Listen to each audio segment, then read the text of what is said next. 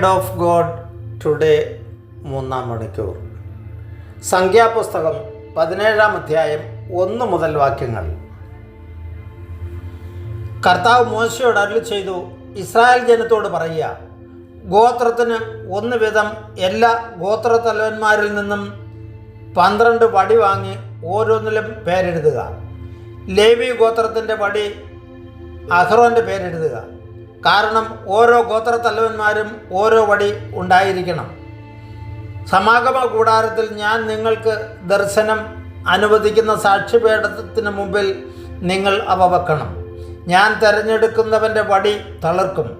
അങ്ങനെ നിങ്ങൾക്കെതിരെയുള്ള ഇസ്രായേൽ ജനത്തിൻ്റെ പിറുപിറുപ്പ് ഞാൻ അവസാനിപ്പിക്കും.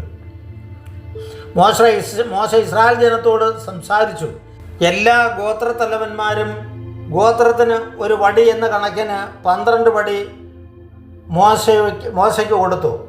അഹ്റോൻ്റെ വടി മറ്റു വടികളോടൊപ്പം ഉണ്ടായിരുന്നു. സാക്ഷ്യ കൂടാരത്തിൻ്റെ മുമ്പിൽ മോശ വടികൾ വെച്ചു. പിറ്റേ ദിവസം മോശ സാക്ഷ്യകൂടാര കൂടാരത്തിലേക്ക് ചെന്നു.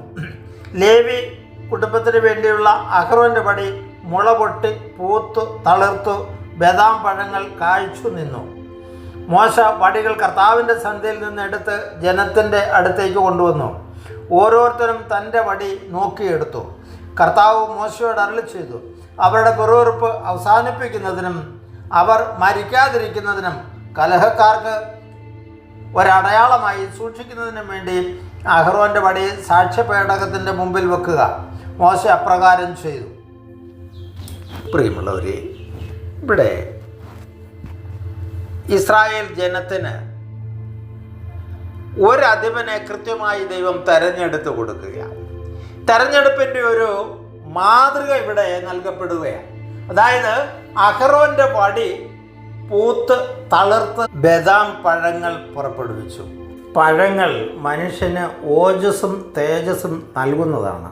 മനുഷ്യന് അപ്പമായി തീരേണ്ടവനാണ് മനുഷ്യൻ. മറ്റുള്ളവർക്ക് നന്മ ചെയ്തു കൊടുക്കുന്ന നല്ല നേതൃത്വം നമുക്കുണ്ടാകട്ടെ.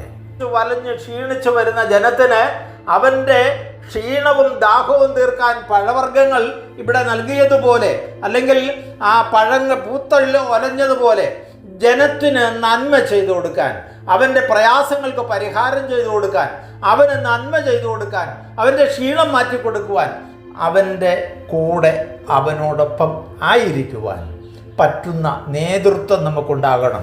അത് സഭയിലാകട്ടെ, സമൂഹത്തിലാകട്ടെ, സാംസ്കാരിക രംഗത്താകട്ടെ, രാഷ്ട്രീയ രംഗത്താകട്ടെ, എല്ലാ മേഖലകളിലും അങ്ങനെയുള്ള ആളുകൾ നേതൃത്വത്തിൽ വരണമെന്ന് തന്നെയാണ് ദൈവം ആഗ്രഹിക്കുക.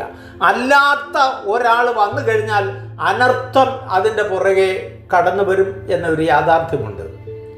തെരഞ്ഞെടുപ്പ് ദൈവം ഇവിടെ നടത്തിയതുപോലെ നമ്മുടെയൊക്കെ തെരഞ്ഞെടുപ്പുകളിൽ നല്ല ആളുകളെ തിരഞ്ഞെടുക്കുവാനും നേതൃത്വത്തിൽ അവരെ നിലനിർത്തുവാനും അവർക്ക് വേണ്ട എല്ലാ സഹായ സഹകരണങ്ങളും ചെയ്തു കൊടുത്തുകൊണ്ട് അവരെ കൊണ്ട് നാടിനും സഭയ്ക്കും സമൂഹത്തിനുമൊക്കെ നന്മ ചെയ്യിക്കാൻ വേണ്ട പ്രചോദകരായി തീരുവാനും ദൈവം നമ്മളെ വിളിക്കുകയാണ്. പ്രിയമുള്ളവരെ, ഇവിടെ കൃത്യമായും നമുക്ക് കിട്ടുന്ന ഒരു സന്ദേശം, നമ്മുടെ ജീവിതത്തിൽ നമ്മൾ നന്മ ചെയ്യുന്നവരാകണം. എല്ലാവരും നന്മ ചെയ്യുന്നവരാകണം. സ്വാർത്ഥതയ്ക്ക് വേണ്ടി ജീവിതം ചെലവഴിക്കുന്നത് അനർത്ഥത്തിനെ അവസാനിക്കൂ.